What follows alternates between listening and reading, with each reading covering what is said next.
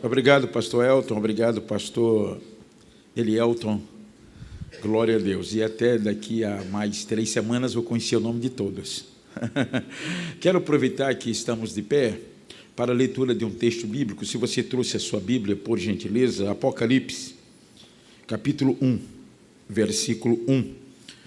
Eu sempre gosto de iniciar a palavra trazendo um texto da Bíblia. Glória a Deus. Apocalipse 1 e 1. Que bom que estamos aqui esta noite com o propósito de estudar. Amém? Amém.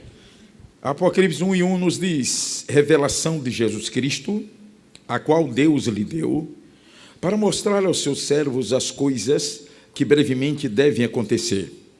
E pelo seu anjo as enviou e as notificou a João, seu servo. Amém. Pai querido, nós somos-te gratos pela bênção, pela oportunidade, pelo grande privilégio de estar na tua casa esta noite com o propósito de estudar a tua palavra. Toma as nossas vidas em tuas mãos, abençoa os teus filhos que aqui se encontram, aqueles que estão chegando do trabalho. Ó Senhor da glória, que a nossa alma seja edificada, fortalecida, que o teu Santo Espírito tenha plena liberdade esta noite para ministrar sobre as nossas vidas. Fala aos nossos corações. Te oramos, Senhor, agradecidos, em nome de Jesus. Amém. Sentai-vos, amados, por gentileza. São 3 noites nas quais estaremos falando sobre escatologia. E para falar sobre este assunto, nós temos uma apostila. É uma apostila de 24 páginas. E se você não tem, por gentileza, levante um braço aí que alguém vai levar até você. A apostila, ela custa R$15 apenas. É o menor preço em todo o território nacional, né, pastor? E você vai ter o direito de acompanhar todas as ministrações, hoje, dia 18 e dia 25. Amém? No final vai receber um certificado, um simples certificado, pela sua participação. Você pode dizer amém? Amém. Só o certificado seria mais de R$15. Aqui fala o conteúdo da apostila sobre sinais da vinda de Jesus, arrebatamento da igreja, o tribunal de Cristo, a grande tribulação, anticristo, vinda de Jesus em glória, julgamento das nações, milênio, juízo final e estado eterno. Então, todos esses assuntos estão bem condensados, de uma forma bem sintética, aqui na apostila. Aleluia! Glória a Deus. Eu acabo de ler um versículo do livro do Apocalipse. E o versículo que eu acabo de ler nos diz: revelação de Jesus Cristo, a qual Deus lhe deu, para mostrar aos seus servos as coisas que brevemente devem acontecer. Então, nessas 3 semanas, estarei falando sobre as coisas que brevemente devem acontecer. João, apóstolo, profeta e pastor da igreja em Éfeso. João estava sendo perseguido pelo Império Romano. João foi preso, foi condenado à morte, foi marcada a data da sua execução. Ele foi conduzido para um estádio, prepararam um caldeirão de azeite fervendo e lançaram o apóstolo João ali dentro. Deus entrou em ação e aquilo não trouxe nenhum dano ao físico do profeta. Ele saiu dali totalmente ileso. As autoridades ali reunidas ordenaram aos soldados romanos que João deveria ser preso na ilha de Patmos. Ser preso em Patmos era ser condenado à morte. Patmos quer dizer mortal, hoje tem o nome de Palmosa, situada na Turquia asiática. Ao chegar em Patmos, João foi forçado a trabalhar em minas de sal para sobreviver. 10 dias depois, 12, 15 dias depois, vem a falecer o imperador romano, Domiciano. O seu sucessor, Damásio, assume o governo de Roma. Soube que João estava exilado em Patmos e nomeou uma comitiva. Aqueles homens partiram para Patmos em busca do apóstolo João. João, localizado em uma caverna, é conduzido de volta à civilização, e ao chegar em Éfeso, ele escreve o livro do Apocalipse. O capítulo 1 e versículo 9 nos diz: eu, João, que também sou vosso irmão e companheiro na aflição, no reino e na paciência de Jesus Cristo, estava, olha o verbo no passado, estava na ilha chamada Patmos, por causa da palavra de Deus e do testemunho de Jesus Cristo. Lá em Patmos, João recebeu a revelação da parte de Deus. Em Éfeso, já em liberdade, ele escreveu o que havia recebido por revelação sobrenatural. Hoje, esse último livro da Bíblia, que na sua essência é um livro de natureza profética, ele está dividido em 22 capítulos, 404 versículos, 300 símbolos, e os homens estabeleceram 4 leis principais de interpretação. No capítulo 1, temos uma visão de Cristo glorificado. Nos capítulos 2 e 3, mensagens enviadas às igrejas da Ásia. No capítulo 4, temos um culto dedicado a Deus pelos atos da criação. No capítulo 5, temos outro culto oferecido ao Cordeiro pela obra da redenção. Os capítulos 6, 7, 8, 9, 10, 11, 12, 13, 14, 15, 16, 17 e 18 nos apresentam fatos que terão lugar na história na grande tribulação. O capítulo 19 fala sobre a vinda de Cristo em glória. O capítulo 20 nos apresenta prisão de Satanás, juízo final e o milênio. E os capítulos 21 e 22 falam sobre a eternidade em um novo céu e uma nova terra. E aí nós temos uma minuta deste último livro da Bíblia, que na sua essência, como já disse, é um livro de natureza profética. Aqui no capítulo 1 e verso 1, João escreve dizendo: revelação. Revelar é expor, revelar é clarear. Ou seja, o livro não é um mistério guardado em 7 chaves. O livro é uma revelação de Deus para a sua igreja e para o seu povo. Aleluia! Revelação de Jesus Cristo, a qual Deus lhe deu para mostrar aos seus servos as coisas que brevemente devem acontecer. Aí o irmão me pergunta: quais as coisas que brevemente devem acontecer? Bom, brevemente deve acontecer, eu tenho mais um elemento, mas eu não posso falar agora. Brevemente deve acontecer o arrebatamento da igreja. Sendo arrebatada, a igreja será conduzida ao tribunal de Cristo. A palavra tribunal, ela vem do grego bema. Bema quer dizer tribunal compensatório. Não é um tribunal de juízo ou condenação, é um tribunal de prêmios, recompensas e galardões. Em seguida, o julgamento das nossas obras no tribunal, a igreja será conduzida para o grande salão de festa, que é a cerimônia das bodas do Cordeiro. Quando isto acontecer, a igreja tornar-se-á o centro de todas as atenções no céu. Enquanto a igreja estiver no tribunal e bodas, simultaneamente a terra estará mergulhada na grande tribulação. A palavra grega para a tribulação é o grego tíropis.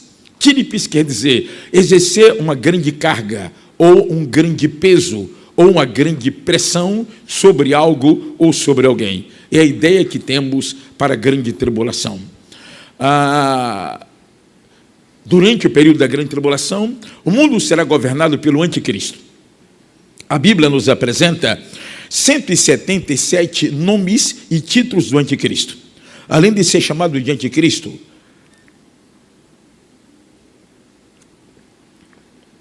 ele é chamado de ponta pequena, ele é chamado de rei feroz de cara, ele é chamado de rei de Babilônia, ele é chamado de agressor, angustiador, homem do pecado, filho da perdição, iníquo, besta e por aí vai. Então o currículo dele é muito vasto nas Escrituras. O período da grande tribulação terminará com a vinda de Cristo em glória. E a manifestação de Cristo em glória marcará o fim da grande tribulação.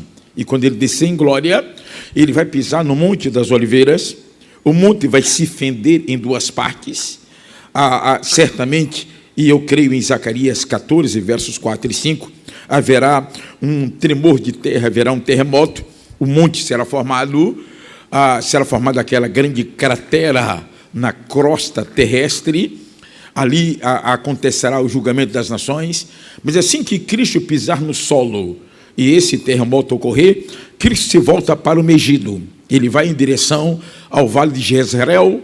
Ali estará cerca de 200 milhões de soldados reunidos, armados até os dentes, prontos para destruir Israel. Eu vou falar com detalhes sobre isso, porque é um ponto difícil de se entender. E quando Jesus se aproximar do Megido, ele vencerá esses 200 milhões de soldados com o assopro da sua boca e a glória da sua presença. Será a manifestação de Cristo em glória, Apocalipse 19. Em seguida, a manifestação de Cristo em glória, haverá o julgamento das nações. Esse julgamento é necessário, porque nele Cristo determinará quais e quantas nações participarão do reino milenar. Em seguida, o julgamento das nações, Satanás será preso, e preso ele permanecerá durante toda a era do milênio. Após a prisão de Satanás, será instalado o milênio, 1000 anos de paz sobre a terra. Durante o milênio, os animais serão dóceis, a vida humana será prolongada, Jerusalém será sede do governo mundial de Cristo, a Jerusalém celestial descerá do céu e ficará pairando sobre a Jerusalém terrena. Então, são bênçãos que ocorrerão durante toda a era milenar. Em seguida ao milênio, haverá a última rebelião de Satanás. Logo depois, todos os pecadores de todas as épocas e todas as idades irão ressuscitar com seus corpos carregados em pecados e irão comparecer ao grande trono branco para o juízo final. Enquanto se processa o juízo final, Cristo terá a igreja como assistente.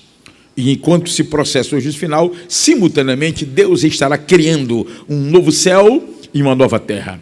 Terminando o juízo final, a igreja entrará no céu em caráter definitivo, pela primeira vez.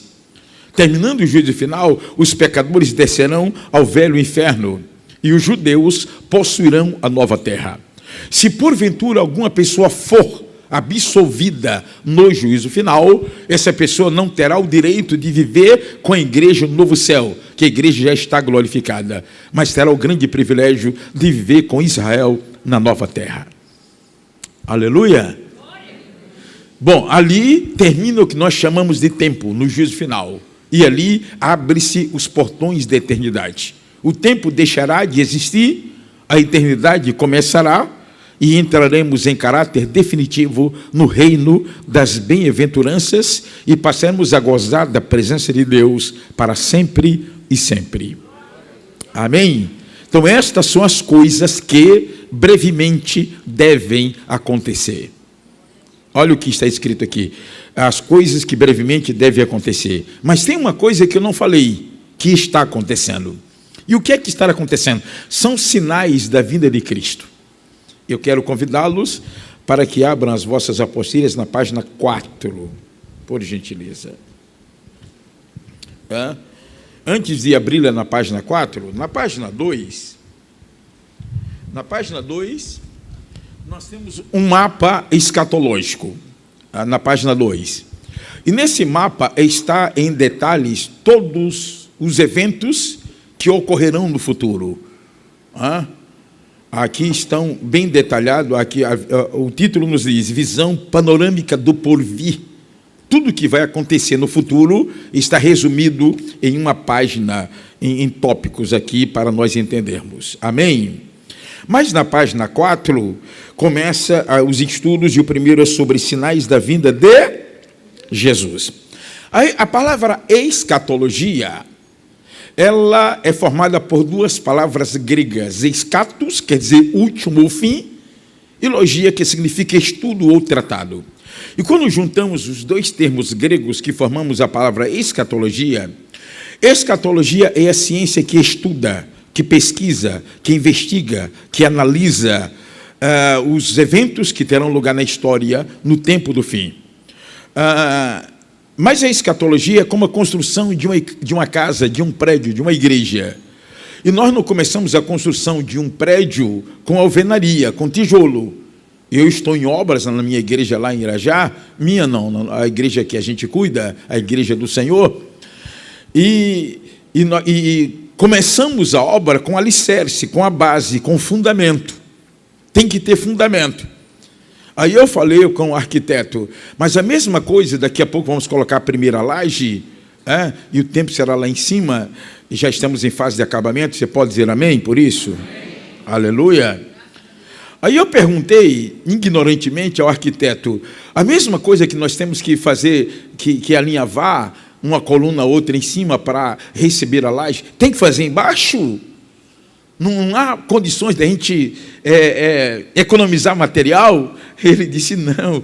A mesma coisa que a gente vai fazer em cima, nós temos que fazer aqui embaixo. Eu tenho que ligar uma coluna a outra, porque para o prédio não se deslocar no futuro. Então tem que estar bem amarrado. E eu não vou discutir com o arquiteto. O homem estudou para isso, ele sabe. Amém? Então, os sinais da vinda de Cristo tornam-se a base, o fundamento da escatologia. E sobre este fundamento, aí vem os demais pontos. Arrebatamento, tribunal, boda do cordeiro, grande tribulação, até que nós chegaremos ao ápice da escatologia bíblica. Aleluia? Muito bem. Então, aqui na página de número 4, temos sinais da vinda de Jesus. Não nos foi permitido saber com precisão o dia e a hora da vinda do Filho do Homem. Mateus 24:36, Jesus disse, daquele dia e hora ninguém sabe, nem os anjos, nem o Filho, mas unicamente o Pai. Quando Jesus fez essa declaração, ele estava limitado a esta natureza humana. Agora, depois que ele ressuscitou, que recebeu de volta todos os atributos divinos, é claro que ele sabe quando vai voltar agora para buscar a sua igreja. Não nos revelou. E o fato de não ter nos revelado tem sido muito bom para nós, o elemento surpresa tem sido muito bom para nós, que nós nos mantemos sempre em constante vigilância e perguntando, será que é hoje a vinda do rei? Aleluia! Oh, glória! Muito bem. Contudo, o Senhor destacou alguns sinais que estão em evidência nas proximidades da sua vinda. A criação do novo Estado de Israel, seus conflitos, experiências e triunfos, a sutileza do maligno através do movimento Nova Era, com o objetivo de conquistar a mente de cada habitante do planeta, o diabólico projeto 666, preparando o mundo para a vinda do anticristo, a onda de violência generalizada em todas as esferas da sociedade, são apenas alguns dos muitos sinais que estão se cumprindo.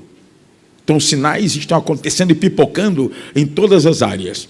Aqui, no nosso roteiro, eu enumerei apenas 12, mas se você for para a Bíblia, você vai encontrar 54 sinais da vinda de Cristo.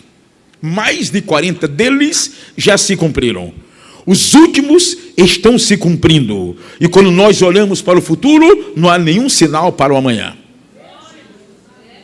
O que é que falta? Só falta aquele anjaço tocar a trombeta. Aleluia! E a igreja subir e for arrebatada para a glória de Jeová. Você pode dizer amém por isso? Amém. Muito bem. Aqui eu tenho uma relação de 12, pelo menos uns 2 a gente tem condições de citar. Primeiro temos aqui o aquecimento global. Diga comigo, aquecimento global. Em São Lucas capítulo 21, a partir do versículo 25, Jesus profetizou dizendo, e haverá sinais no sol, na lua e nas estrelas.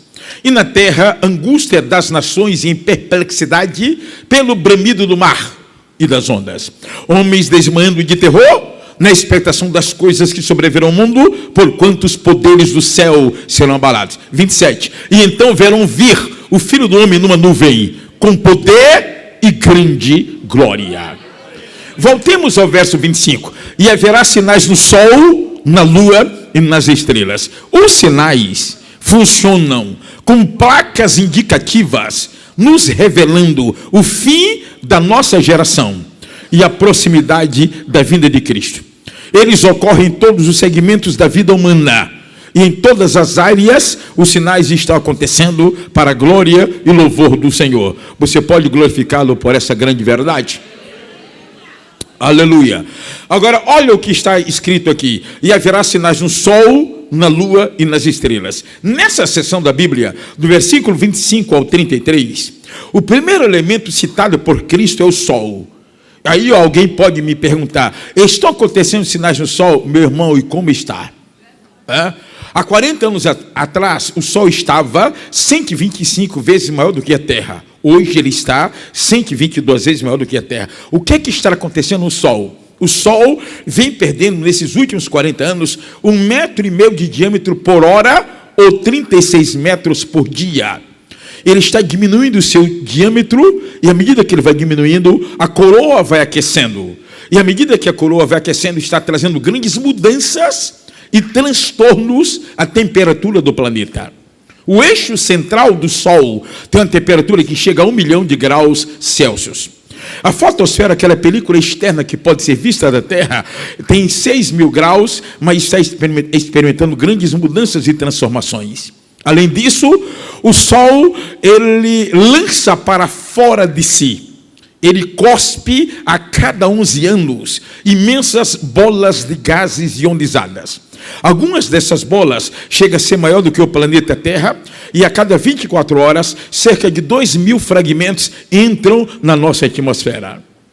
O astro está em fim de vida e, é claro, está trazendo grandes mudanças e transformações. Uma das mudanças é que focas, pinguins e peixes preciosos que vivem nos polos estão em fase de extinção. Outra grave consequência é que, a partir de 1990, o Polo Norte vem perdendo parte daquele imenso continente branco, ou seja, os polos estão em fase de derretimento. Em 1990, o Polo Norte tinha uma área de 12 milhões de quilômetros quadrados. Hoje, tem uma área de 7,5 milhões de quilômetros quadrados. A camada de gelo ali concentrada em alguns pontos ainda mantém seus 3.000 metros de espessura. A ciência diz que, se metade daquele imenso continente branco se derreter, quando as ondas atingirem a costa brasileira, somos um país continental, 8 milhões de costa, as ondas nos alcançarão numa velocidade que vai oscilar de 250 a 300 quilômetros por hora. A altura das ondas vai oscilar de 30 a 50 metros de altura, invadindo a costa brasileira 15 metros terra dentro, destruindo prédios das cidades costeiras, destruindo fazendas, carros, postes, árvores, residências, levando tudo que encontra pela frente por 15 quilômetros. Então, as cidades de Natal, as cidades de Fortaleza, João Pessoa, Recife, Maceió, Aracaju, Salvador, Vitória, Rio de Janeiro, Santos e Florianópolis serão praticamente destruídas com o impacto de uma onda desta dimensão. O oposto, o Polo Sul, onde está situada a nossa Antártida, em 1990 tinha uma área de 16 milhões de quilômetros quadrados. A camada de gelo ali concentrada em alguns pontos ainda mantém seus 4.712 metros de espessura. Os ventos, quando são formados, se deslocam em velocidade de ciclones ou furacões, atingindo até 225 km por hora. A temperatura chega a 120 graus, 130 graus abaixo de zero. Os cientistas dizem que, se parte daquele imenso continente branco, que hoje tem apenas 11 milhões de quilômetros quadrados, se derreter, quando as ondas atingirem as principais cidades costeiras do planeta, cidades como Rio de Janeiro, Nova York, Amsterdã, Miami, Paris, Moscou, Hong Kong, as ondas nos alcançarão uma velocidade que vai oscilar de 600 a 1.000 quilômetros por hora. A altura das ondas vai oscilar de 600 a 1.000 metros de altura. O impacto será catastrófico e as grandes metrópoles do planeta serão varridas. Sabe por que isto ainda não aconteceu? Porque a igreja ainda está aqui. A noiva ainda está aqui. Você pode glorificar ao Senhor por essa grande verdade? Olha o que o Senhor está nos dizendo. E haverá sinais no sol, na lua e nas estrelas. E na terra, angústia, das nações em perplexidade. A palavra angústia é um termo traduzido para tribulação. Angústia, aflição, ira. Essas palavras vêm do grego tílipis. Angústia das nações em perplexidade. O termo perplexidade quer dizer beco sem saída. Isso quer dizer que quando chegar o tempo da visitação divina e da aplicação do seu juízo sobre os pecadores, os grandes governantes ficarão em perplexidade, ficarão em um beco sem saída. Não vão encontrar saída no poder econômico, no poder científico, no poder militar, no poder bélico, porque Deus estará aplicando a sua justiça. Já que os homens decidiram abandonar a Cristo e abraçar o plano do anticristo, Deus os entregará ao espírito do erro e da mentira. Muito bem. E haverá sinais no sol, na lua e nas estrelas. E na terra, angústia das nações em perplexidade, pelo bramido do mar e das ondas. O que aconteceu no dia 26 de dezembro de 2004 foi uma amostra do que vai acontecer assim que a igreja for arrebatada. Penso eu que o derretimento dos polos será após o arrebatamento da igreja. Vou explicar daqui a pouco por quê. Em 2004, um terremoto em alto mar, a 5.500 metros de profundidade na Ásia, duas placas tectônicas se deslocaram, engoliram 1 trilhão de litros de água e o impacto foi lá em cima e as ondas se deslocaram em alto mar em velocidades de 920 km por hora, de acordo com a revista Veja. 840 km por hora, de acordo com o jornal Globo. A altura da onda era de apenas meio metro. Ao aproximar-se da costa, a onda aumentou para 5 metros e a velocidade diminuiu para 50 quilômetros, atingindo 13 países e ceifando a vida de 300 mil pessoas. E todos nós, mais antigos aqui, acompanhamos na televisão. 26 de dezembro de 2004. O que está para vir é muito pior. É muito pior. E haverá... Por que eu creio que isso só vai acontecer no período da grande tribulação? Olha o que está escrito na Bíblia. E haverá sinais no sol, na lua e nas estrelas. E na terra, angústia das nações em perplexidade pelo bramido do mar e das ondas. Homens desmanhando de terror, na expectação das coisas que sobrevirão ao mundo, porquanto os poderes do céu serão abalados. 27. E então verão vir o Filho do Homem numa nuvem, com poder e grande glória. O plano global de Deus com relação à vinda do seu Filho a este mundo envolve duas vindas. Ele veio há 2000 anos atrás para morrer e voltará agora para reinar. Essa segunda vinda, ela ocorrerá em duas fases. Fase A, chamamos de arrebatamento. Fase B, chamamos de manifestação. O versículo 27 não indica o arrebatamento da igreja. Indica 7 anos depois a vinda de Cristo em glória. Porque aqui está escrito: e então verão vir o Filho do Homem numa nuvem com poder e grande glória. É que no arrebatamento Cristo virá até as nuvens. Na manifestação ele descerá até a terra. No arrebatamento haverá alegria, na manifestação haverá lamentação. No arrebatamento os ímpios ficarão, na manifestação os ímpios serão destruídos. No arrebatamento a igreja sobe para uma festa, na manifestação a igreja desce para um julgamento. No arrebatamento Cristo virá como a estrela da manhã para a igreja, na manifestação ele descerá como o sol da justiça para Israel. No arrebatamento Cristo virá como o noivo da igreja, na manifestação ele virá como esposo da igreja.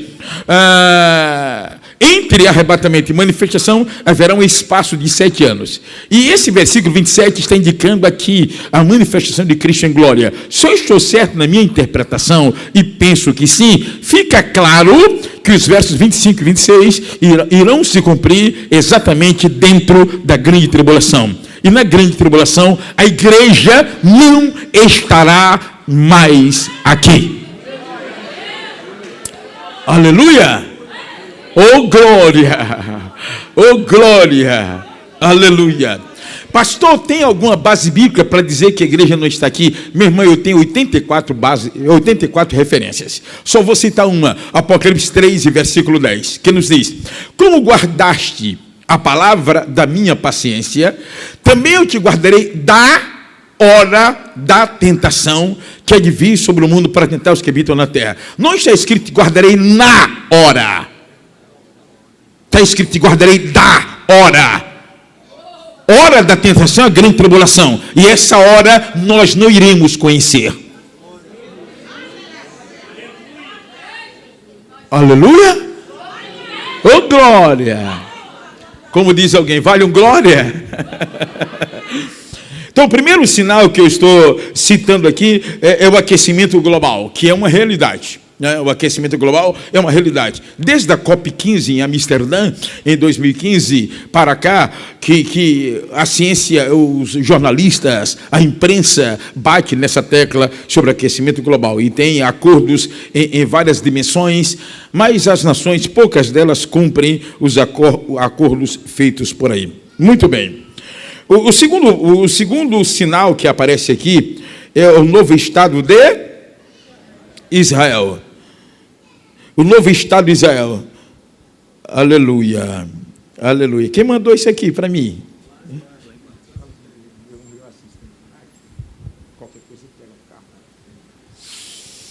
O novo Estado de Israel. Nos diz a Bíblia, no versículo 28, Lucas capítulo 21, versículo 28. Eu gosto de citar, porque citando eu vou... É muito bom para mim. Amém? Eu estou só querendo lembrar da primeira parte. Lucas capítulo 21, versículo 28. Ora, obrigado. Quando essas coisas começarem a acontecer, olhai para cima, levantai a vossa cabeça, porque a vossa redenção está próxima. Olha só o que é que está escrito. Quando essas coisas começarem a acontecer. Não está escrito quando essas coisas estiverem acontecendo em estado bem adiantado.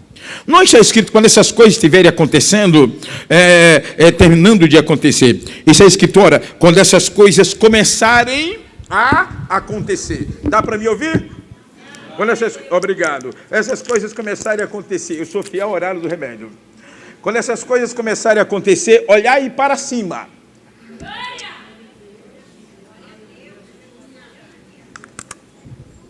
Levantai a vossa cabeça, porque a vossa redenção está próxima. Aí alguém pode me perguntar, que coisas? É só dar uma lida em Mateus 24 ou Lucas capítulo 21. Quando começar a acontecer apostasia, aquecimento global, clonagem, código da Bíblia, fome, fanatismo, Israel, nova era, nova ordem mundial, orgia, violência, pestilência, globalização da economia, internet, cartão Visa, economia globalizada, a violência generalizada, fome em escala global. Essas coisas já começaram a acontecer? Já. Então Jesus poderá voltar a qualquer momento, a qualquer instante. Aleluia! A qualquer instante ele poderá voltar. A impressão que eu tenho é que aquele anjaço está de plantão com a trombeta. Senhor, se o senhor der ordem, eu toco. Quando o senhor der ordem, eu toco. Aí o senhor aguarda, tem mais para ser alcançado pela palavra. Amém? Enquanto isso não ocorre, a gente está evangelizando, ganhando almas. Você pode dizer amém por isso? Na verdade, nós precisamos fazer 3 coisas em caráter de urgência. Primeiro, adorar a Deus, evangelizar o mundo e aguardar a vinda de Cristo. Todas as demais coisas estão em segundo plano. Estamos aqui para adorar a Deus, para evangelizar o mundo e para aguardar o toque da trombeta. Você pode dizer amém por isso? Aleluia, aleluia e aleluia. Ora, quando essas coisas começarem a acontecer, olhai para cima, levantai a vossa cabeça, porque a vossa redenção está próxima. O termo redenção envolve espírito, alma e corpo. Naquele dia que nós nos convertemos, o nosso espírito foi redimido. Nós deixamos de adorar ídolos e imagens, e a partir de então passamos a adorar a Deus em espírito e em verdade. Ao longo da nossa vida cristã, a nossa alma tem sido redimida. Nela está o poder de decisão. Amor e ódio estão na alma. Aleluia! mas o corpo ainda não foi redimido. Esse corpo é chamado corpo abatido, corpo do pecado, tabernáculo terrestre, corpo de humilhação. Mas quando a trombeta tocar, deixaremos esse corpo, receberemos um corpo de glória, incorruptível, imortal, glorioso. Receberemos um corpo semelhante ao corpo do Senhor Jesus. Esse novo corpo não vai se deteriorar. Esse novo corpo não vai enfermar. Esse novo corpo não estará preso ao tempo e ao espaço. Ele terá uma película especial e terá condições de se deslocar na velocidade da luz ou do pensamento. Ele não estará preso a nada e a ninguém. Aleluia! Oh, glória a Deus! Ora, quando essas coisas começarem a acontecer, olhai para cima, levantai a vossa cabeça, porque a vossa redenção está próxima. Verso 29. E disse-lhes uma parábola: olhai para a figueira e para todas as árvores. 30. Quando já começa a brotar, vós sabeis vós mesmos vendas que perto está o verão. 31. Assim também vós, quando vires acontecer essas coisas, sabei que o reino de Deus está perto. 32. Em verdade vos digo que não passará essa geração até que tudo aconteça. Passarão os céus e a terra, mas as minhas palavras não hão de passar. Voltemos ao verso 29. E disse-lhes uma parábola: olhai para a figueira. Quem é a figueira? Israel. Nós estamos a quase 12 mil quilômetros distantes de Israel.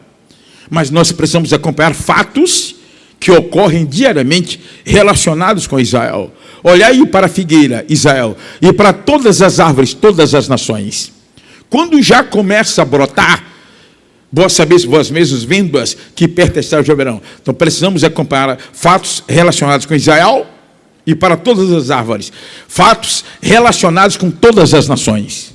São as árvores. Amém? Quando já começa a brotar. Quando é que a figueira começa a brotar? No verão. E no mundo, hoje, quando é verão? Verão é tempo de colheita. E o que é que Deus vai colher? Deus vai colher a igreja. Espera aí, vamos devagar. O texto não fala de Israel? Sim. E como é que Deus vai colher a igreja? Eu estou aqui para explicar. Amém? Oh, glória! Eu arrumei o problema, não é verdade? Ano 30. A igreja estava nascendo no cenáculo em Jerusalém. Do ano 30 ao ano 70, a igreja foi sendo formada por judeus e gentios que iam se convertendo. Quando chegamos no ano 70, temos uma igreja dinâmica, viva, poderosa, atuante.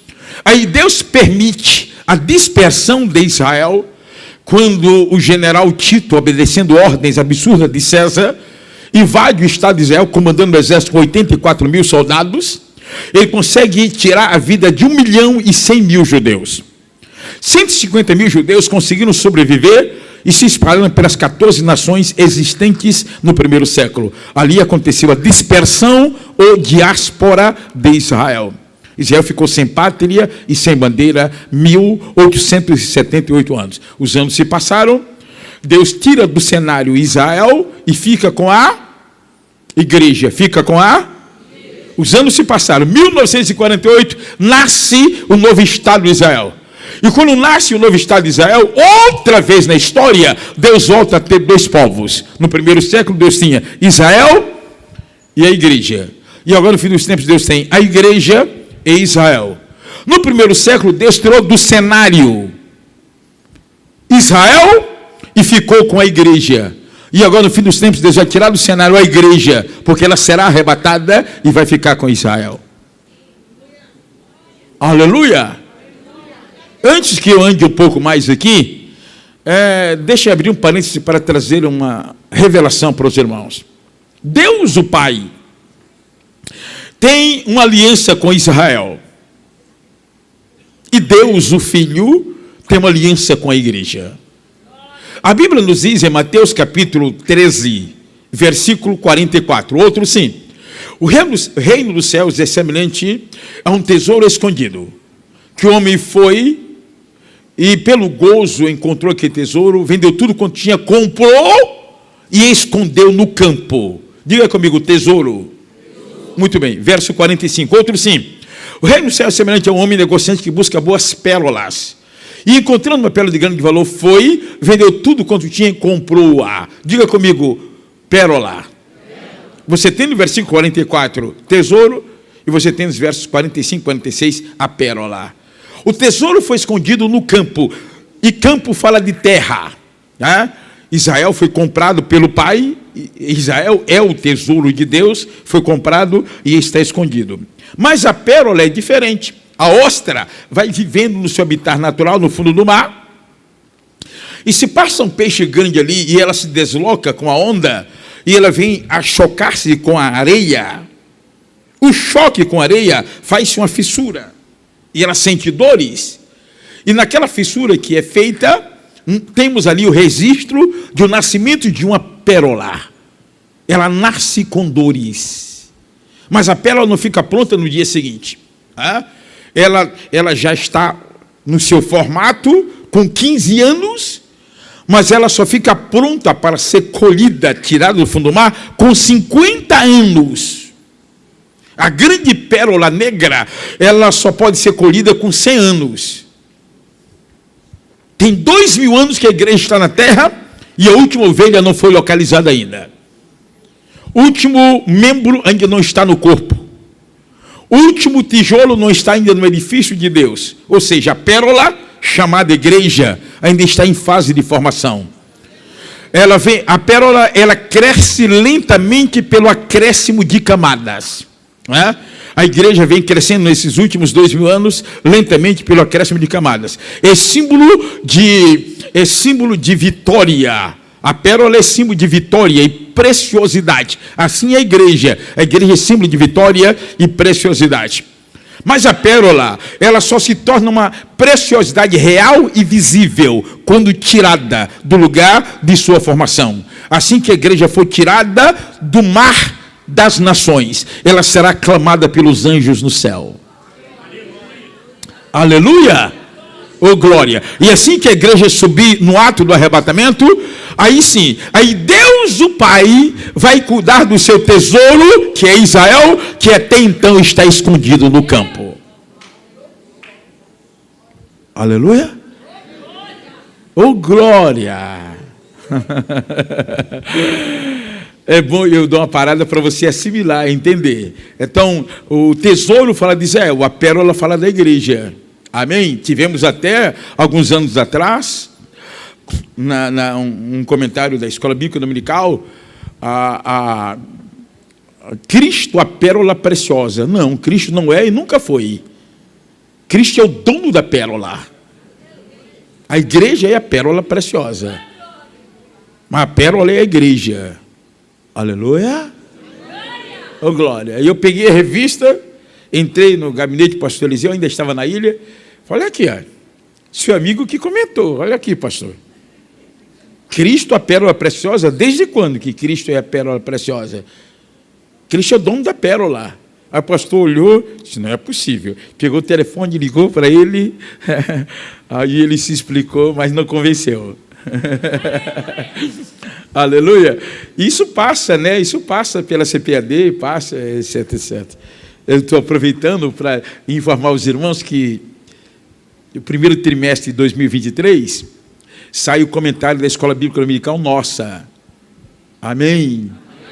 É do livro de Juízes. Juízes é cheio de montanhas e vales, né? Meu Deus do céu. É pela CADB. CADB. Se vocês desejarem aderir à revista, o comentário está rico, viu? Aleluia. Muito bem. Onde é que eu estou? Estou aqui na igreja. E disse-lhes uma parábola: olhai para a figueira e para todas as árvores. Quando já começa a brotar, vós sabeis vós mesmos, vendo as que perto está já o verão. Verão é tempo de colheita e o Senhor vai colher a igreja. Aí que segue preparação do anticristo, violência generalizada, terremotos em escala global. Só aqui falar sobre terremotos. No século I tivemos 37 terremotos. No século XX, um pouco mais de 5.800 terremotos. Em um período de 18 meses, de janeiro de 96 a julho de 97, um período de 18 meses apenas, tivemos 18 terremotos que ultrapassaram a escala de 6,5 na escala Richter. E por aí vai, os terremotos sacodem com a terra, o Espírito sacode com a igreja e a igreja sacode o mundo. Muito bem. A fome universal, a pestilência, imoralidade, meu Deus do céu. Concentração de riquezas, apostasia, falsos cristos, multiplicação da ciência e por aí vai embora. Só uma parte aqui, multiplicação da ciência. Daniel 12, verso 4 nos diz, a ciência se multiplicará. O jornalista do SBT, Hermano Hennig, ele foi a Nova York entrevistar Bill Gates, nos tempos bons. Durante aqueles tempos bons, na vida de Bill Gates, ele alcançou o primeiro lugar no mundo como o homem mais rico do planeta, de acordo com a revista Forbes. De 1995 até a queda do banco americano, Lehman Brothers, em 2008, durante 13 anos, ele alcançou como o homem mais rico do mundo, e ele chegou a guardar 130 bilhões de dólares nos seus cofres. A empresa que até então ele vinha administrando, a Microsoft, estava avaliada em 380 bilhões de dólares, com 125 mil empregados. Que coisa, né? Fantástica. Depois ele vendeu. Hoje, depois da queda do banco americano, ele caiu, despencou para o segundo lugar. Que coisa, né? Que prejuízo tremendo. Hoje, o homem mais rico do mundo é o Elon Musk, e o segundo lugar é um árabe, dono de poços de petróleo, né? O Musk está disparado. É um jovem ainda, né? 30 e poucos anos de idade, veio ao Brasil alguns meses atrás. Muito bem. O jornalista foi a Nova York entrevistar Bill Gates, e na sua entrevista ele perguntou, na sua visão, como será o mundo daqui a 10 anos? O empresário disse, olha, daqui a 10 anos, o cidadão americano não precisará sair de casa. Até lá, eu já terei preparado um pequeno computador de bolso, e esse pequeno computador de bolso vai substituir o papel moeda, substituir o cartão de crédito, substituir o talão de cheque, e ele faz todas as transações comerciais com apenas um pequeno computador de bolso.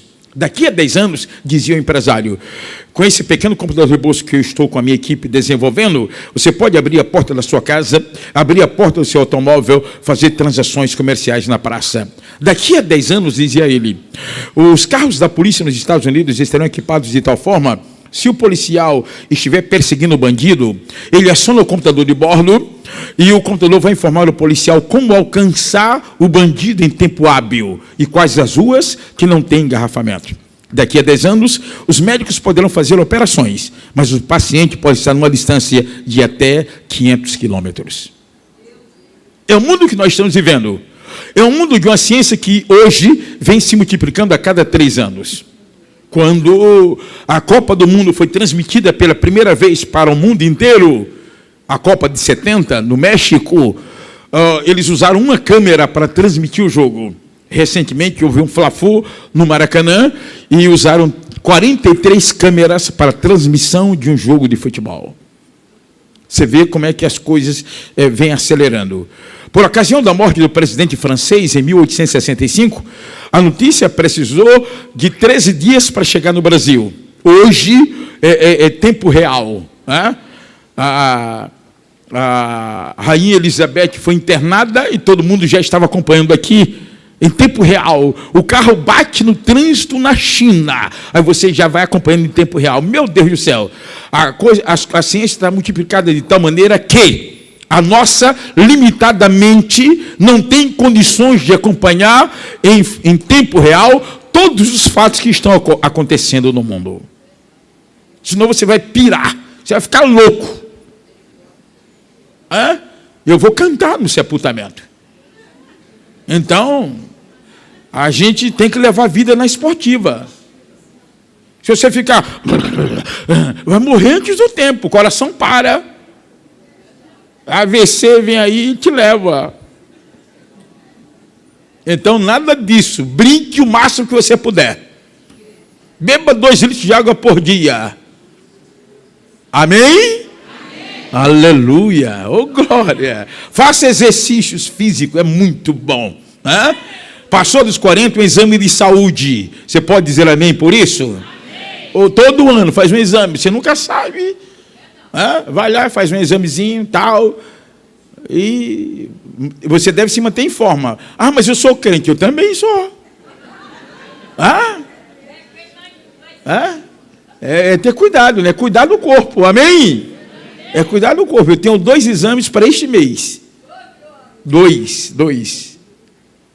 Semana passada estava no médico, fazendo exame de vista. Ele agora quer conversar comigo, não sei o que é. Quinta-feira estamos lá outra vez. A gente tem que acompanhar. Amém? Ô, glória! Você ainda não foi arrebatado, a gente está dentro desse corpo. Nós ainda estamos limitados a esse corpo físico, então tem que cuidar dele. E esse corpo ele foi comprado por bom preço. Glorificai, pois, a Deus no vosso corpo e no vosso espírito, os quais pertencem a Deus. 1 Coríntios 6:20. Amém? Andemos um pouco mais.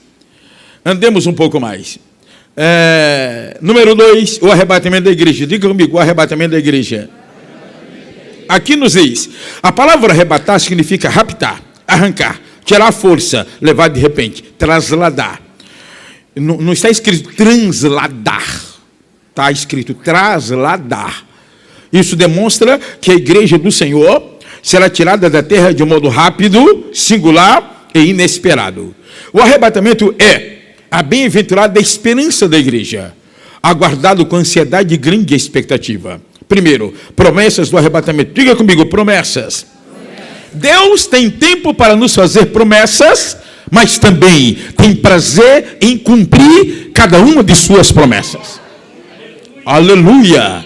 E quais são as promessas? Primeiro, aqui nos diz, o mesmo Senhor descerá. 1 Tessalonicenses 4, 16, 17 nos diz, porque o mesmo Senhor descerá do céu, com alarido, voz de arcanjo e a trombeta de Deus. Os mortos em Cristo ressuscitarão primeiro. Depois nós, os que ficarmos vivos, seremos arrebatados juntamente com eles nas nuvens, a encontrar o Senhor nos ares, e assim estaremos sempre com o Senhor. Observemos a primeira oração do verso 16. Porque o mesmo Senhor descerá do céu. O mesmo Senhor que deixou o seu trono de glória. O mesmo Senhor que vestiu essa natureza humana. O mesmo Senhor que enfrentou a morte na sexta-feira à tarde. O mesmo Senhor que venceu a morte no domingo pela manhã. O mesmo Senhor que foi assunto aos céus pelo seu próprio poder. O mesmo Senhor que encontra-se assentado à destra da majestade nas alturas, Ele voltará outra vez. Nada e ninguém pode impedir o seu retorno. Aleluia! Olha o que Paulo diz, porque o mesmo Senhor descerá do céu. Ele podia enviar um anjo, um arcanjo, um querubim, um serafim, mas não, ele virá pessoalmente, ele virá poderosamente, ele virá gloriosamente, ele virá majestosamente, ele virá brevemente, ele virá inesperadamente. O mesmo, porque o mesmo Senhor descerá do céu. Eu gosto muito dessa frase, descerá do céu. Antes de traçar algum comentário, eu estava viajando para Salvador, Bahia. E eu gosto sempre de viajar na janelinha do avião. É um hábito já há muitos anos. Eu fico lá no meu cantinho, abro a janela e fico, não tem nada para ver lá fora. Fico lá. Uma menina de 7 anos sentou do meu lado. E ela estava mais curiosa do que eu, olhando lá para fora. A mãe sentou no corredor. Decolamos no galeão e ela está lá. 5 minutos depois, não passou disso, ela tocou no meu braço e disse, tio, dá licença. Pois não, nós já chegamos no céu. Olha a pergunta inocente, né? Eu falei, ainda não. Ela, obrigada. Aí, cruzou os bracinhos. Mais 5 minutos, quando alcançamos o plano de voo, o comissário de bordo levantou, ela me tocou pela segunda vez e disse, tio, e agora nós já chegamos no céu? Eu falei, minha filha, qual é o seu nome? Ela disse, Ana Clara. Aí eu falei bem alto, eu preguei, todos ali ouviram a minha voz. Fiquei louco. Falei, Ana, a Bíblia nos apresenta 3 céus.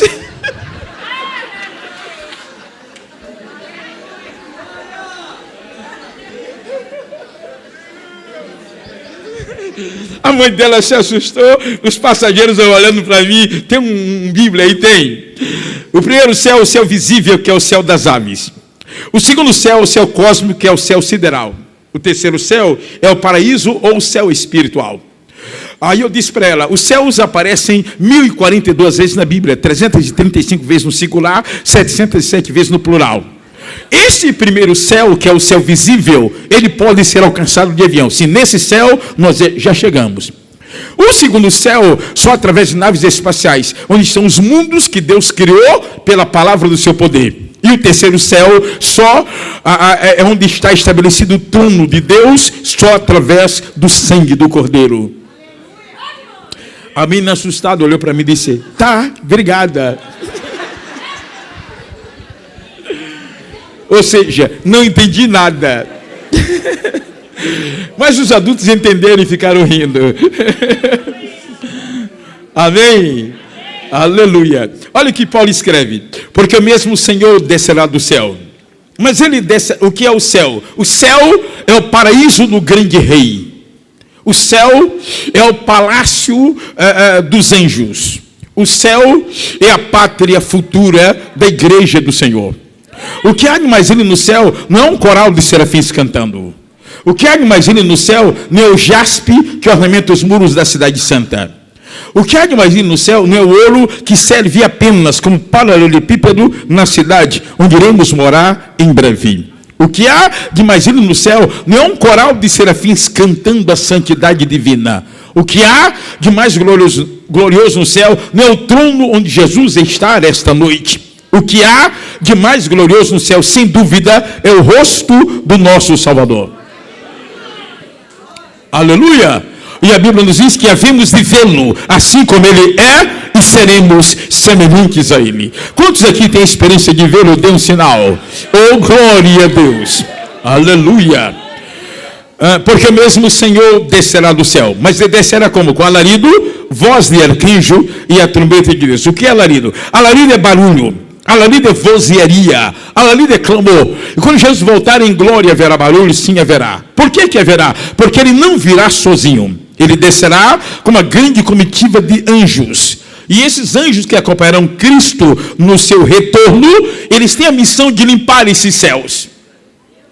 Este primeiro céu está infestado de demônios. A Bíblia chama de hostes espirituais da maldade que operam nas regiões celestiais. Mas quando o Senhor descer para buscar a noiva, ele virá com uma grande comitiva de anjos, e os anjos têm a missão de limpar esses céus. Certamente, quando parar no firmamento, os anjos farão isso. Sai da frente, demônio. Bate retirada, capeta. Vamos limpar a área, filho do cão.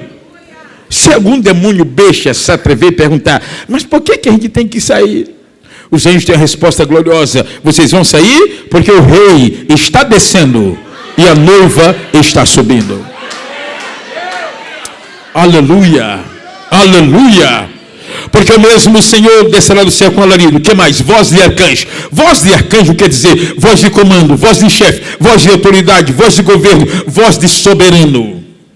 E por fim, ele virá o som da trombeta de Deus.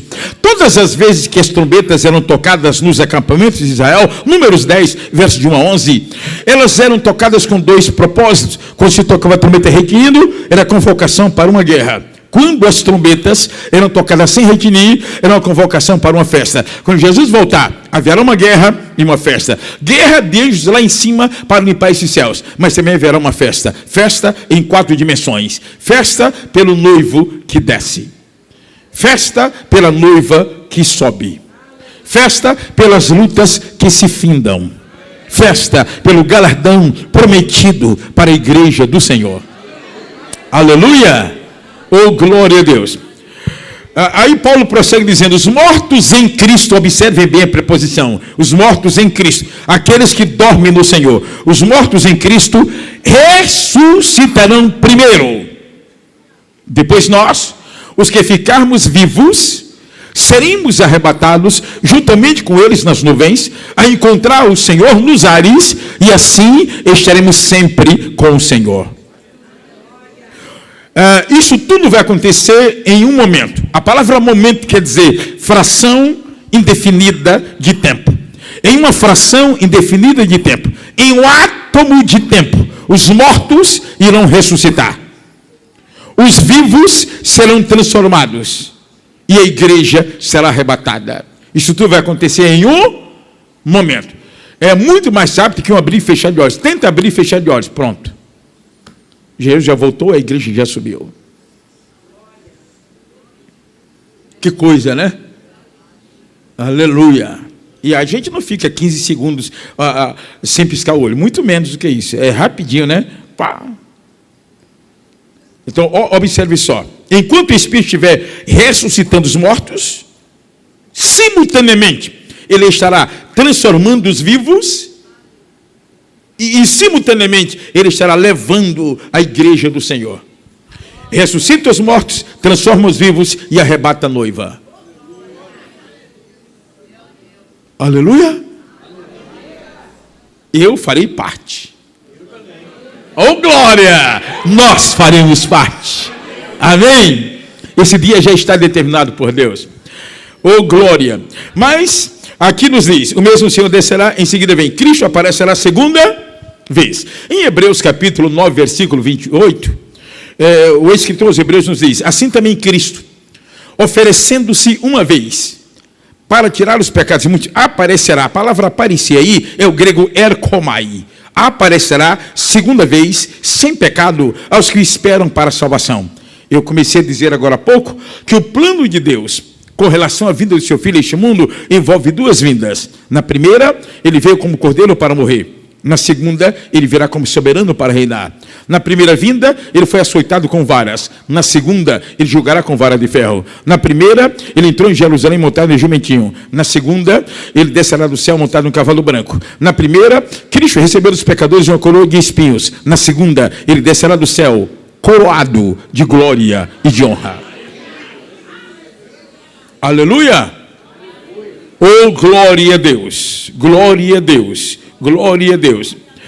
Assim também Cristo, oferecendo-se uma vez para tirar os pecados de muitos, aparecerá, segunda vez, sem pecado, aos que esperam para a salvação. Olha como o texto termina. Aos que esperam para a... Por que termina assim? Porque a nossa salvação, amados, está dividida em três etapas. Passado, presente e futuro. No passado, o Senhor nos salvou do poder do pecado, libertando das drogas, libertando do espiritismo, libertando da maldade. Hoje, estamos sendo salvos do domínio do pecado. O pecado não manda mais em nós. Romanos 6 e 14 nos diz, o pecado não terá domínio sobre vós, pois não estáis debaixo da lei, mas debaixo da graça. Mas no futuro, seremos salvos da presença do pecado. A igreja será introduzida em um céu de glória, onde o pecado não tem acesso. Aleluia! O outro texto que temos aqui, Tito 2 e 13, é a bem-aventurada esperança da igreja. Paulo escreve dizendo, aguardando a bem-aventurada esperança da igreja e o aparecimento da glória do grande Deus e nosso Senhor e Salvador Jesus Cristo. Esse texto é o único texto no Novo Testamento que nos apresenta as duas fases da vinda do rei. Quando Paulo fala de bem-aventurada esperança, ele está apontando para o arrebatamento da igreja. Mas quando ele nos apresenta a manifestação da glória, ele indica 7 anos à frente para a vinda de Cristo em glória. Então observe que há esse duplo sentido em apenas um versículo. Eu falei nele agora há pouco, né? No arrebatamento ele virá até as nuvens, na manifestação ele descerá até a terra. Em seguida Paulo diz, aguardando a bem-aventurada esperança e o aparecimento da glória do grande Deus e nosso Senhor e Salvador Jesus Cristo. Esse grande Deus na parte B do versículo não é Deus o Pai, é Deus o Filho. Em Isaías 9,6, Cristo é chamado de Deus bendito. Em Romanos 9,5, Cristo é chamado, Deus forte. Em Romanos 9,5, Cristo é chamado de Deus bendito. Em 1 de João 5,20, Cristo é chamado de verdadeiro Deus e a vida eterna. Em Apocalipse 1,8, ele é chamado de Senhor Deus Todo-Poderoso. Mas em Tito 2,13, ele é chamado de grande Deus. Ele tem o que Deus tem. Ele pode o que Deus pode. Ele cria o que Deus cria. Ele conhece o que Deus conhece. Ele revela o que Deus revela. Ele é Deus na mesma essência que o Pai também o é. Aleluia. Oh, glória. Aleluia. Número 2. Propósito do arrebatamento da igreja. Propósito do... Primeiro, o arrebatamento tem o propósito de livrar os embaixadores de quem? Do rei. Diga comigo, livrar os embaixadores. Só quem não jantou, livrar os embaixadores. Obrigado. Muita gente, a gente tem uma média de quem não jantou, né? Eu também. Segundo Coríntios 5:20, Paulo nos diz, de sorte que somos embaixadores da parte de Cristo, como se Deus por nós rogasse. O que é o embaixador? É o representante. Ah, vocês estão acompanhando ali, né? Ah, tá, sabido, né? Ah, para mim tem um telão ali, agora que eu estou vendo. Se eu errar, eu estou frito. Ali eu não enxergo mais, hein? Tá indo bem? Obrigado. De sorte que somos embaixadores da parte de Cristo. O que é um embaixador? É o representante legal de um estado em outro estado, de uma nação em outra nação. Exemplo, nossa vizinha Argentina. Ali em Buenos Aires, capital de Argentina, temos a embaixada brasileira. O embaixador brasileiro que ele está representa o nosso povo, representa o nosso governo, fala a nossa língua, conhece as nossas leis e toma importantes decisões no nome do governo brasileiro. Se porventura acontecer uma guerra, um conflito armado entre Brasil e Argentina, o governo brasileiro entra em contato com o embaixador que ele está, havendo tempo hábil, ele vai fazer uma convocação para que os brasileiros atravessem a fronteira, porque estamos em pé de guerra. O que é a igreja? A igreja é a embaixada do céu na terra. Antes da grande tribulação, o embaixador por excelência, que é o Espírito Santo, ele vai fazer uma convocação. E eu e você, nós, a igreja, nós vamos atravessar a fronteira, vamos viajar para o céu, para a glória e louvor do Senhor. Você pode dizer amém por isso? Nós vamos atravessar a fronteira, e a Bíblia nos diz em Ezequiel 12, verso 3, preparas a mobília para mudares de país. Nós vamos preparar nossa mobília, que vamos mudar de país em breve. Vamos para uma pátria que tem fundamento, do qual o artífice e construtor é o próprio Deus. Amém? Segundo, o arrebatamento tem o propósito de introduzir os santos em estado de glória perene. João 14, de 1 a 3. Não se turbe o vosso coração. Crede em Deus, crede também em mim. Na casa de meu pai há muitas moradas. Senhor, eu voltarei a Egito, vou preparar-vos um lugar. E quando eu for vos preparar um lugar, virei outra vez. Eu vos levarei para mim mesmo, para que onde eu estiver, estejais vós também. Olha o versículo 2. Na casa de meu pai há muitas moradas.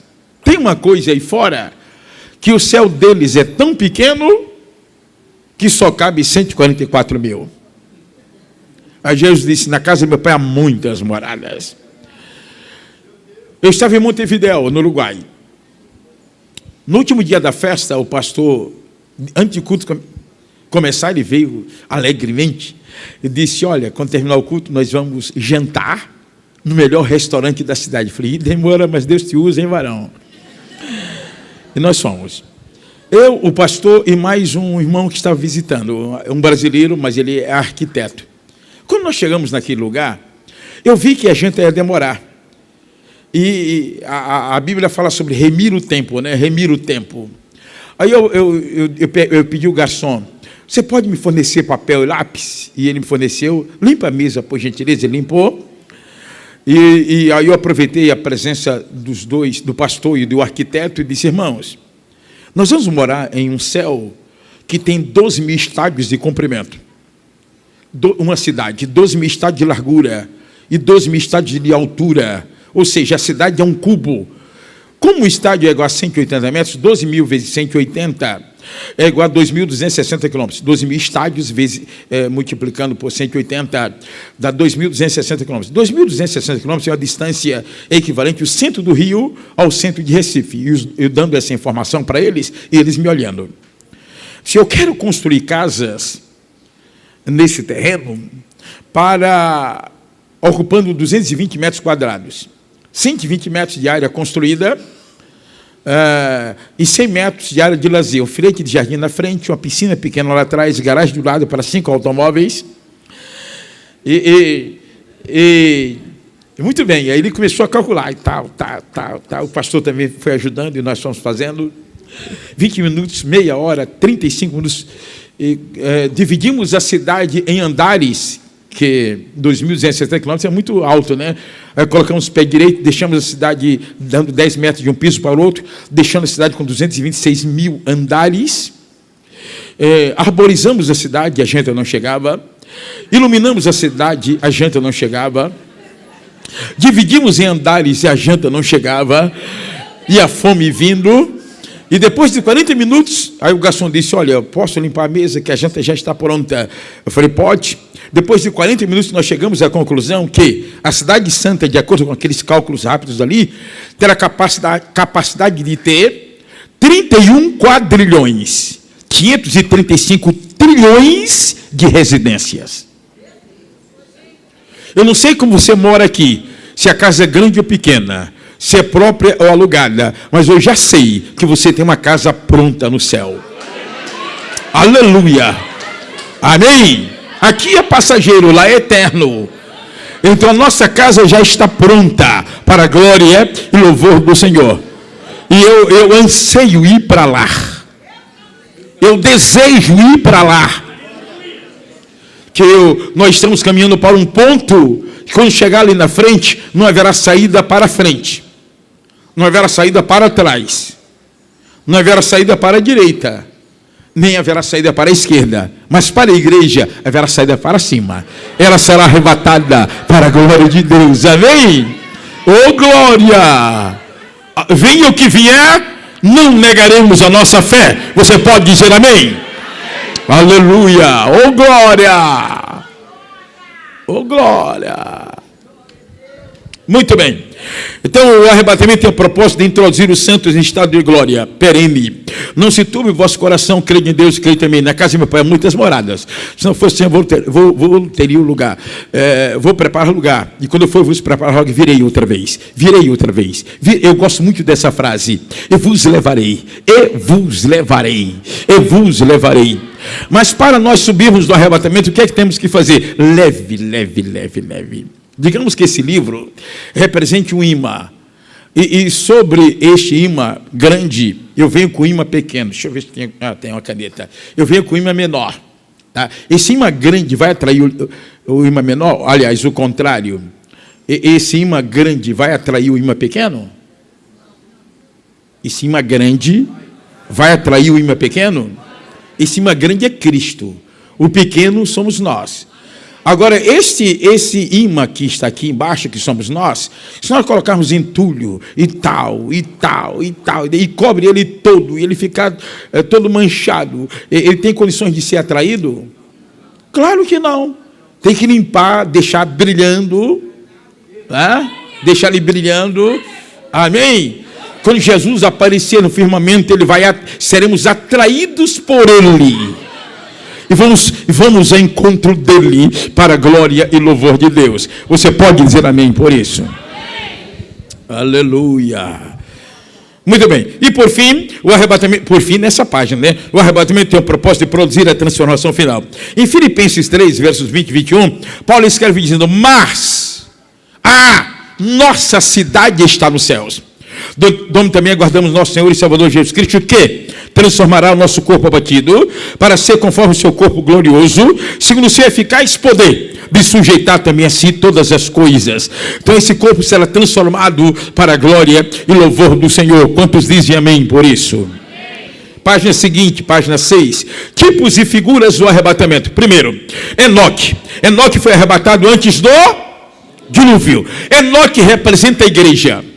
Noé representa Israel. Os contemporâneos de Noé representam o mundo pecador.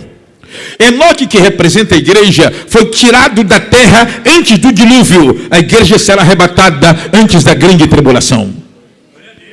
Os amigos, Noé, que representa Israel, atravessou o dilúvio. Os judeus atravessarão a grande tribulação. Os amigos de Noé, ímpios, pereceram no dilúvio. Nossos amigos, se não se converterem, lamentavelmente, irão perecer no período da grande tribulação. As lições são paralelas e a Bíblia é linda por causa desses detalhes. Enoque, ele, antes de ser arrebatado, andava com Deus. Ele demonstrou fé em Deus. Ele brilhou no mundo. Foi um santo que veio entre pecadores. Ele deixou uma marca gloriosa e foi levado sem ver a morte. Muitos que aqui estão esta noite serão arrebatados e não verão a morte. Aleluia. Oh, glória. Até eu, coroa, estou aguardando o arrebatamento.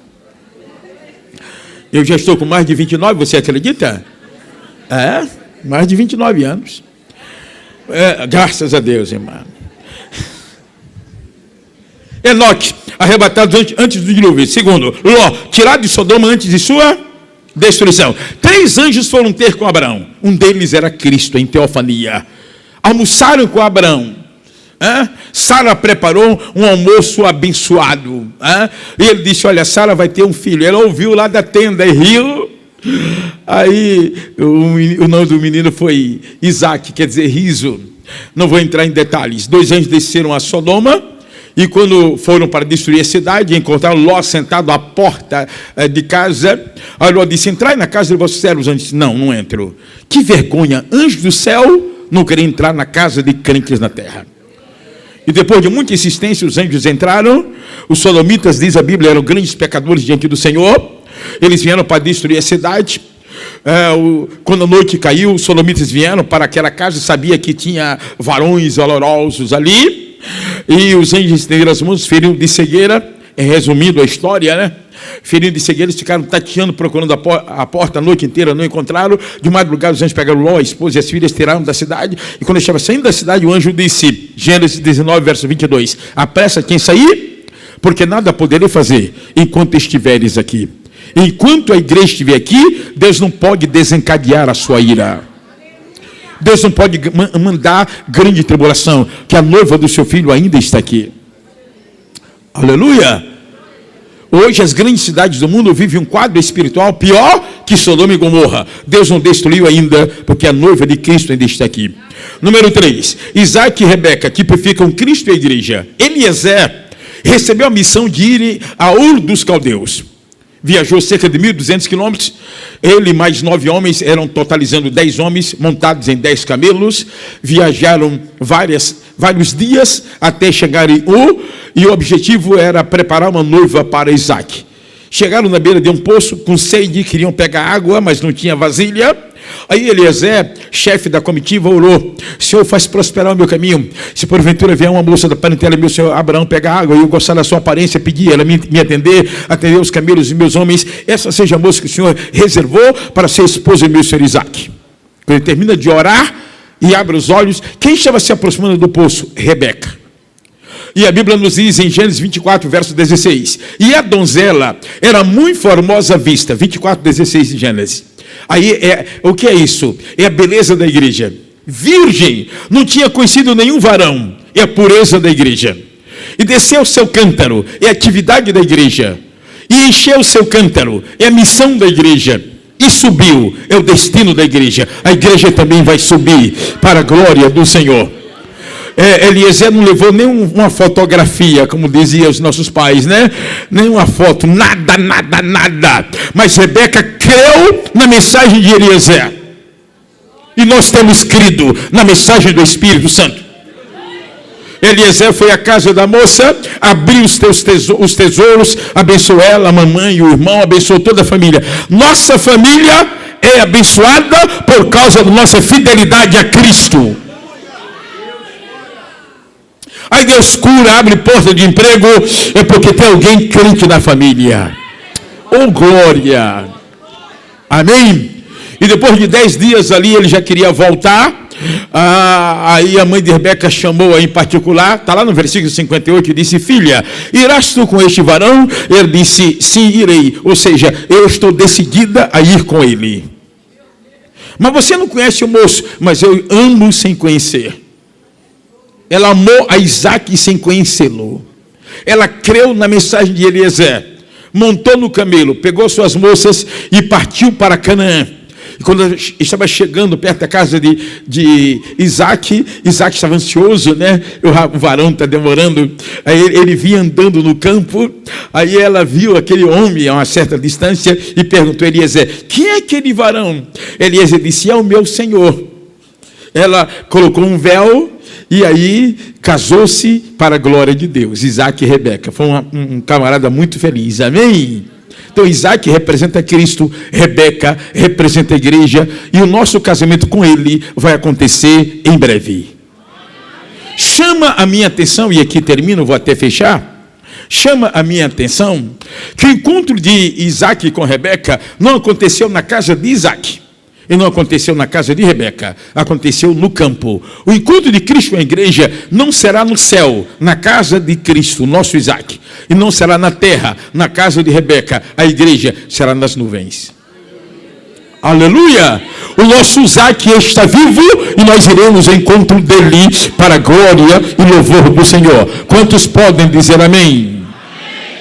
Antes de que eu termine e volte à palavra, eu só quero fazer um breve anúncio. Primeiro, aqueles que não adquiriram, poderão adquirir.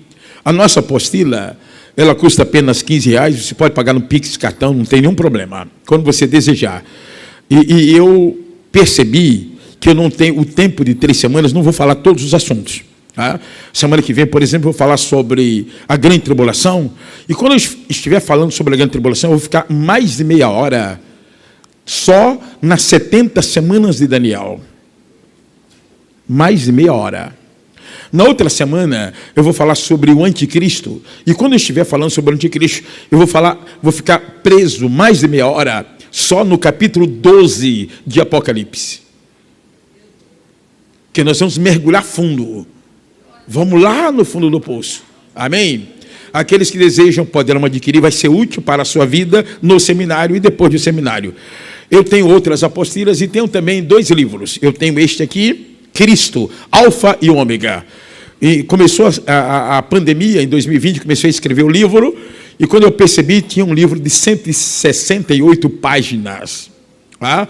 Então, tudo que você quiser saber sobre Cristo, é um tratado em teologia, você pode encontrar nesse livro aqui. Tá? O capítulo que chama a minha atenção é o capítulo 14, Sofrimentos de Cristo. Aí tem os 595 metros da via dolorosa, o peso da coroa, da cruz, a lança. Meu Deus do céu, tem os sofrimentos de Cristo. E eu termino esse capítulo, na página 130, 129 e 130, dizendo que, com um documento que está em Madrid, no Museu da Espanha, em Madrid, sobre a sentença de Herodes, a sentença de Pilatos. Eu, Pôncio Pilatos, determino, julgo e sentencio Jesus de Nazaré. Então a sentença está aqui, transcrita no livro, foi tirada lá do Museu da Espanha. Amém. Aqueles que desejarem, esse livro, que com direito ao autógrafo e tudo, está à sua disposição lá na recepção. Amém? E outros